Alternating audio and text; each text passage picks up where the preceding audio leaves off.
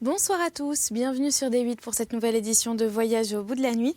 Aujourd'hui, je vais poursuivre la lecture de L'Outre Monde, les États et empires de la Lune de Cyrano de Bergerac. J'espère que vous allez l'apprécier et n'hésitez pas à réagir sur les réseaux sociaux avec le hashtag VBN. Merci beaucoup.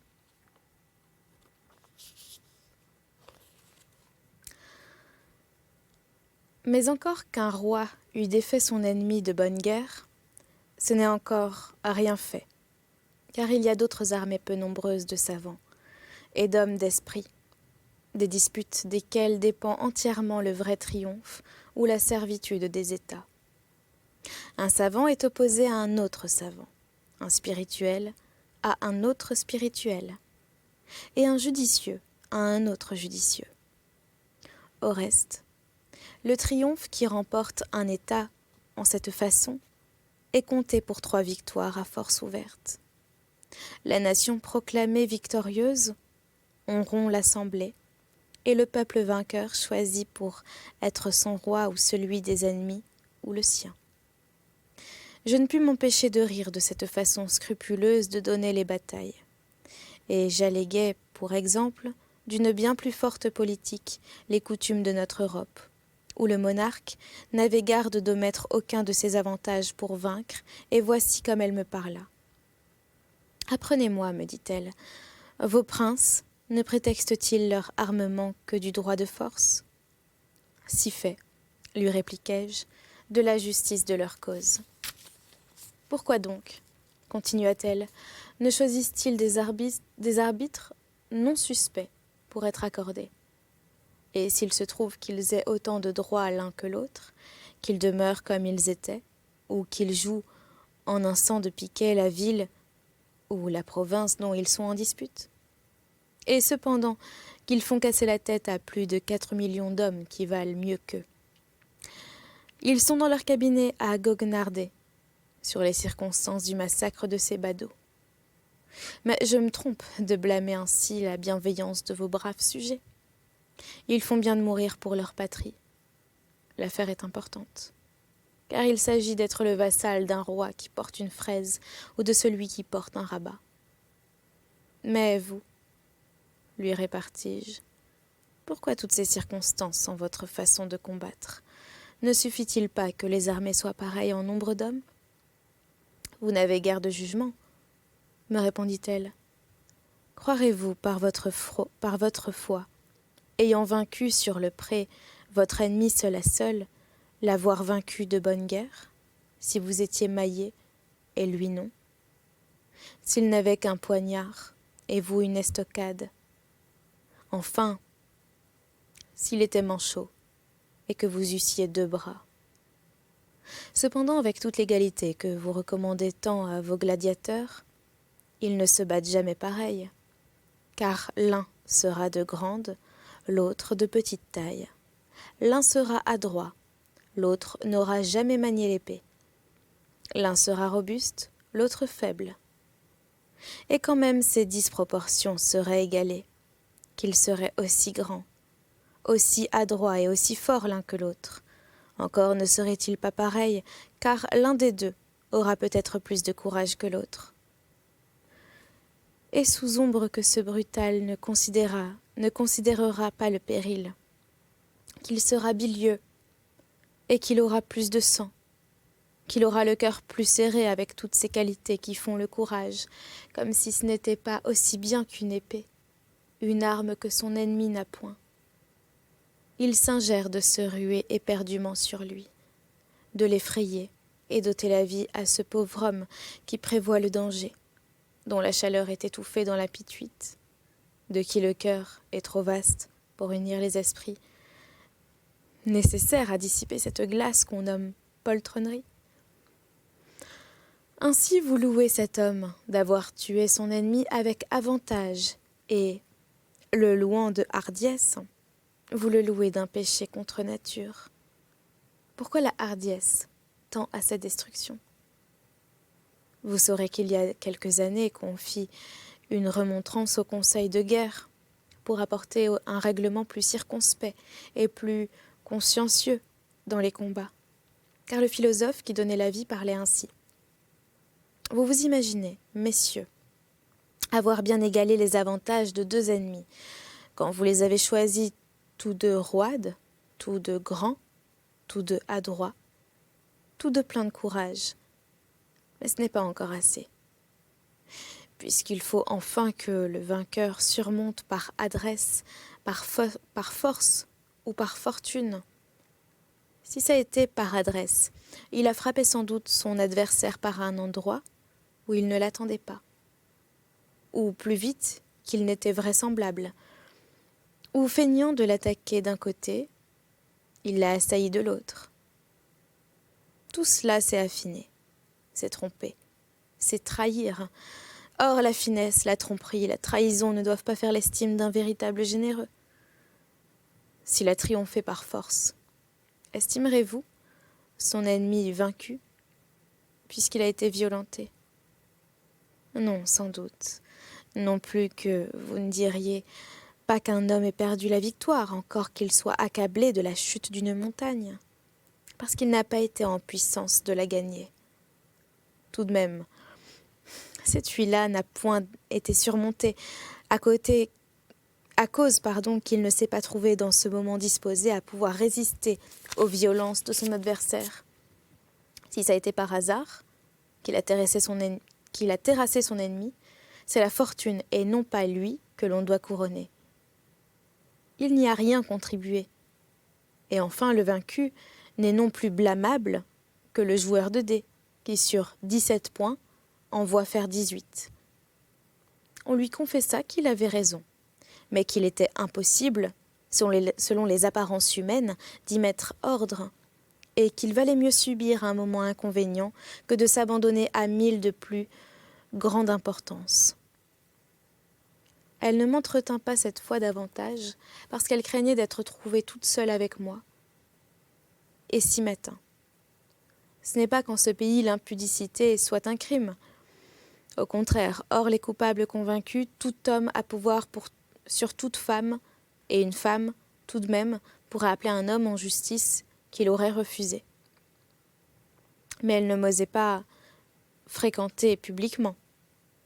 À ce qu'elle me dit, à cause que les prêtres avaient prêché au dernier sacrifice que c'était les femmes principalement qui publiaient que j'étais homme, afin de couvrir sous ce prétexte le désir exécrable qui les brûlait de se mêler aux bêtes et de commettre avec moi sans vergogne des péchés contre nature. Cela fut cause que je demeurai longtemps sans la voir, ni pas une du sexe.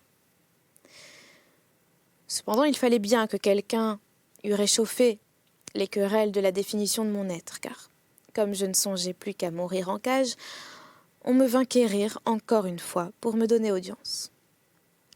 Je fus donc interrogé en présence de force courtisans sur quelques points physiques.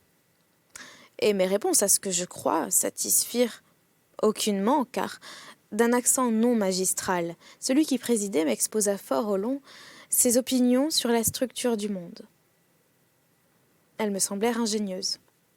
Et sans qu'il passât jusqu'à son origine, qu'il soutenait éternelle, j'eusse trouvé sa philosophie beaucoup plus raisonnable que la nôtre. Mais sitôt que je l'entendis soutenir une rêverie si contraire à ce que la foi nous apprend, je lui demandai ce qu'il pourrait répondre à l'autorité de Moïse, et que ce grand patriarche avait dit expressément que Dieu l'avait créé en 6 jours. Cet ignorant ne fit que rire au lieu de me répondre. Je ne pus alors m'empêcher de lui dire que, puisqu'il en venait là, je commençais à croire que leur monde n'était qu'une lune. Mais, me dirent-ils, vous y voyez de la terre, des forêts, des rivières, des mers. Que serait-ce donc tout cela? N'importe, repartis-je, Aristote assure que ce n'est que la lune. Si vous aviez dit le contraire dans les classes où j'ai fait mes études, on vous aurait sifflé. Il se fit sur cela un grand éclat de rire. Il ne faut pas demander si ce fut de leur ignorance. Et l'on me reconduisit dans ma cage. Les prêtres, cependant, furent avertis que j'avais osé dire que la lune était un monde dont je venais, et que leur monde n'était qu'une lune, Ils crurent que cela leur fournissait un prétexte assez juste pour me faire condamner à l'eau. C'était la façon d'exterminer les athées. Ils vont encore, à cette fin, faire leur plainte au roi, qui leur promet justice. On ordonne que je serai remis sur la sellette. Me voilà donc décagé pour la 3e fois. Le grand pontife prit la parole et plaida contre moi. Je ne me souviens pas de sa harangue, à cause que j'étais trop épouvantée pour recevoir les espèces de la voix sans désordre, et parce aussi, c'est écrit très bizarrement, et parce aussi qu'il s'était servi pour déclamer d'un instrument dont le bruit m'étourdissait. C'était une trompette qu'il avait tout exprès choisie, ainsi que la violence de ce ton martial échauffa leurs esprits à ma mort, et afin d'empêcher, par cette émotion, que le raisonnement ne pût faire son office, comme il arrive dans nos armées, où ce tintamarre de trompettes et de tambours empêche le soldat de réfléchir sur l'importance de sa vie. Quand il eut dit, je me levai pour défendre ma cause, mais j'en fus délivré de la peine par une aventure que vous allez entendre. Comme j'avais déjà la bouche ouverte, un homme, qui avait eu grande difficulté à traverser la foule, vint choir au pied du roi et se traîna longtemps sur le dos. Cette façon de faire ne me surprit pas, car je savais bien dès longtemps que c'était la posture où il se mettait quand il voulait discourir en public. Je rengainai seulement ma harangue, et voici celle que nous eûmes de lui. Juste, écoutez-moi. Vous me sauriez condamner cet homme, ce singe ou ce perroquet, pour avoir dit que la lune était un monde d'où il venait. Car s'il est homme, quand même il ne serait pas venu de la lune, puisque tout homme est libre. Ne lui est-il pas libre de s'imaginer ce qu'il voudra? Quoi? Pouvez-vous le contraindre à n'avoir que vos visions? Vous le forcerez bien à dire qu'il croit que la lune n'est pas un monde, mais il ne le croira pas, pourtant. Car pour croire en quelque chose, il faut qu'il se présente à son imagination certaines possibilités plus grandes au oui qu'au non de cette chose. Ainsi, à moins que vous lui fournissiez ce vraisemblable, ou qu'il vienne de soi-même s'offrir à son esprit, il vous dira bien qu'il croit, mais il ne croira pas pour cela. J'ai maintenant à vous prouver qu'il ne doit pas être condamné, si vous le posez dans la catégorie des bêtes. Car supposez qu'il soit animal sans raison. Quelle raison vous-même avez-vous de l'accuser d'avoir péché contre elle? Il a dit que la lune était un monde. Or, les brutes n'agissent que par un instinct de nature. Donc, c'est la nature qu'il dit, et non pas lui.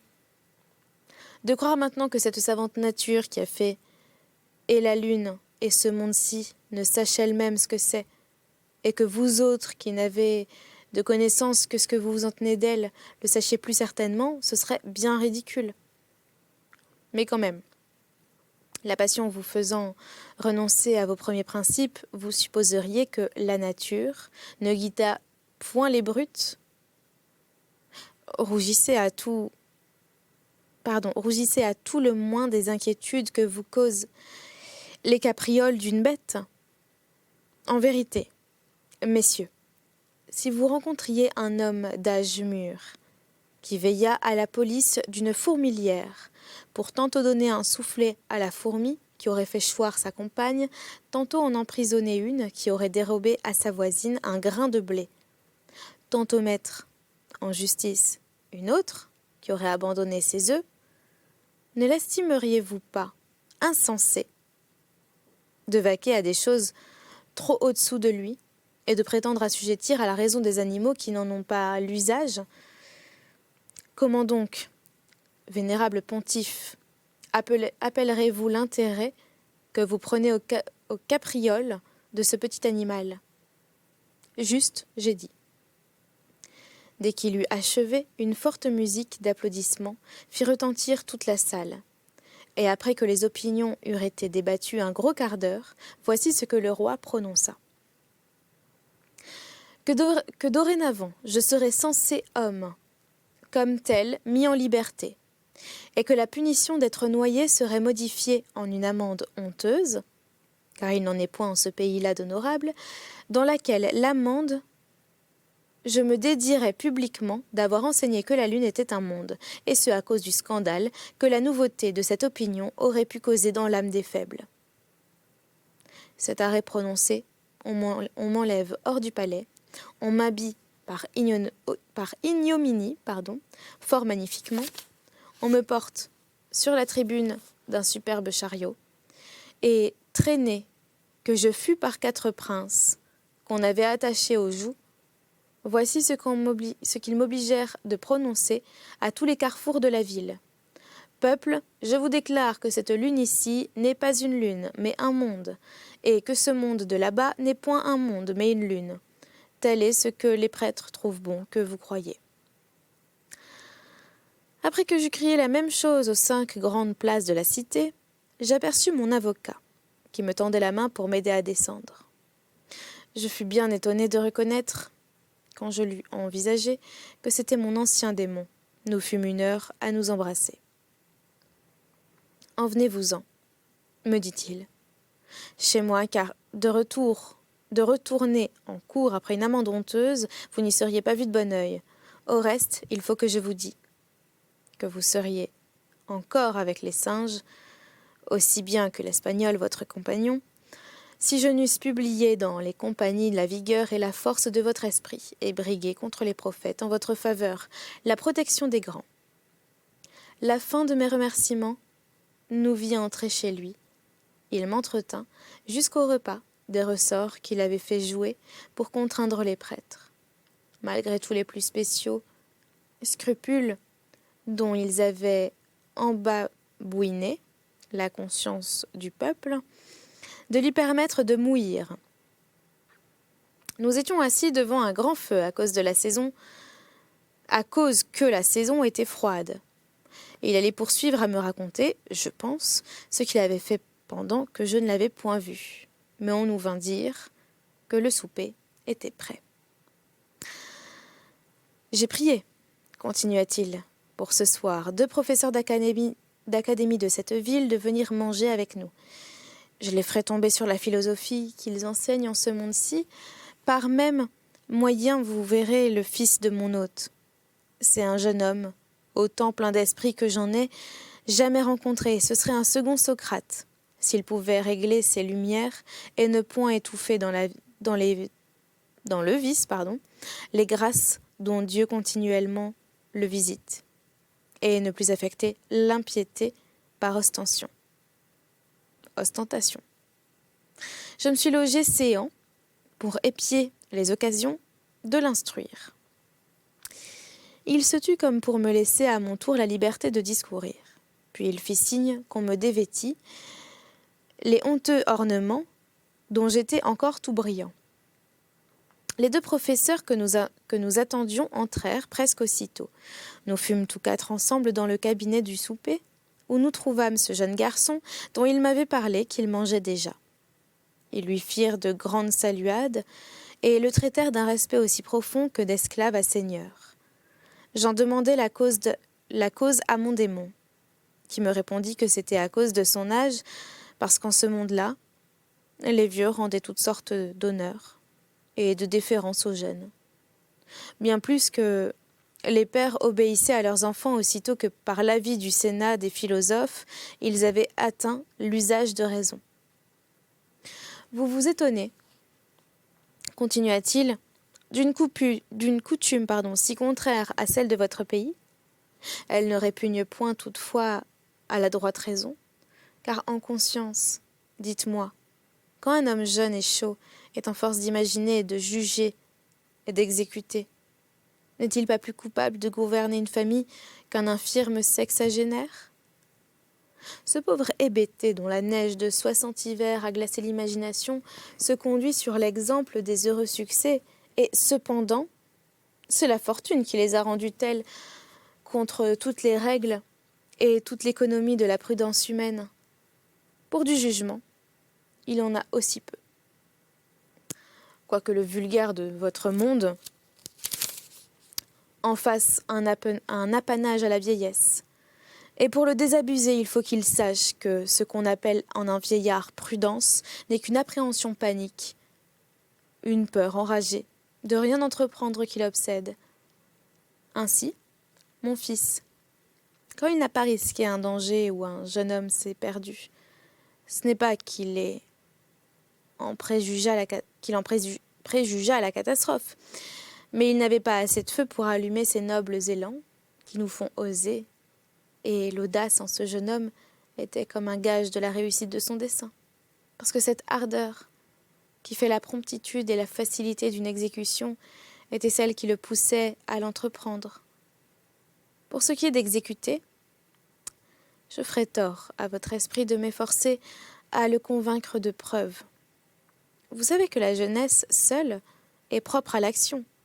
Et si vous n'en êtes pas tout à fait persuadé, dites-moi, je vous prie, quand vous respectez un homme courageux, n'est-ce pas à cause qu'il vous peut venger de vos ennemis ou de vos oppresseurs?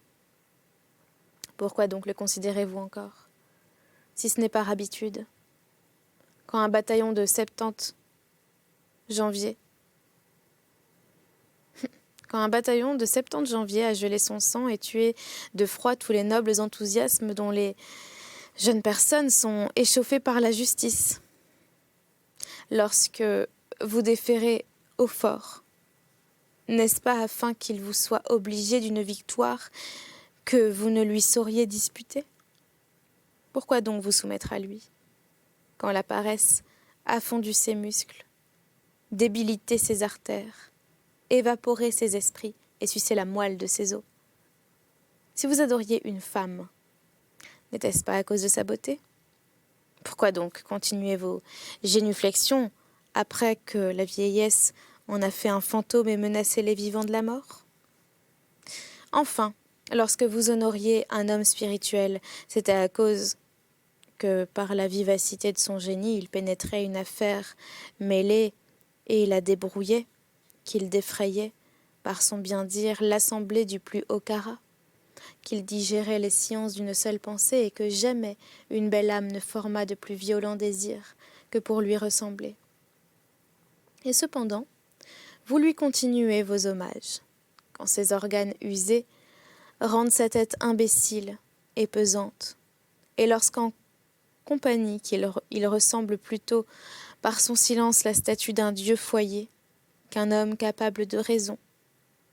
Concluez par là, mon fils, qu'il vaut mieux que les jeunes gens soient pourvus du gouvernement des familles que les vieillards. Certes, vous seriez bien faible de croire qu'Hercule, Achille, Épaminondas, Alexandre et César, qui sont tous morts au-deçà de 40 ans, fussent des personnes à qui on ne devait que des honneurs vulgaires, et qu'à un vieil radoteux, parce que le soleil a 90 fois épié sa moisson, vous lui deviez de l'encens. Mais, diriez-vous, toutes les lois de notre monde font retentir avec soin ce respect qu'on doit aux vieillards? Il est vrai, mais aussi, tous ceux qui ont introduit des lois ont été des vieillards qui craignaient que les jeunes ne les dépossédassent justement de l'autorité qu'ils avaient extorquée, et ont fait comme les législateurs, aux fausses religions, un mystère de ce qu'ils n'ont pu prouver. Et c'est là-dessus que nous allons arrêter cette lecture pour aujourd'hui. J'espère que vous l'avez appréciée. N'hésitez pas à réagir sur les réseaux sociaux avec le hashtag VBN. Je vous souhaite une très bonne nuit ou une très bonne soirée et à bientôt.